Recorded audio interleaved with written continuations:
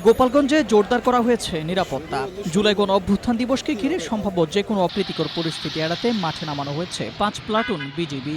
৫ August থেকে আগামী ১৫ August পর্যন্ত জেলার গুরুত্বপূর্ণ এলাকাগুলোতে দায়িত্ব পালন করবেন বিজিবির সদস্যরা। এর মধ্যে শহরের প্রধান সড়ক, গুরুত্বপূর্ণ মোড়, সরকারি স্থাপনা ও জনসমাগম স্থলে বাড়ানো হয়েছে আইনশৃঙ্খলা বাহিনীর উপস্থিতি।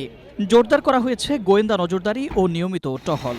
জেলা প্রশাসন বলছে, জুলাই গণ অভ্যুত্থান দিবস উপলক্ষে বিভিন্ন কর্মসূচি শান্তিপূর্ণভাবে সম্পন্ন করতেই নেওয়া হয়েছে এই বাড়তি নিরাপত্তা ব্যবস্থা।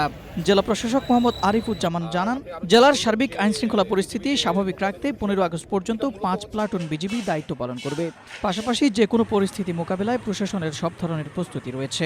জননিরাপত্তা নিশ্চিত করতে সার্বক্ষণিক সতর্ক অবস্থানে রয়েছে আইনশৃঙ্খলা বাহিনী।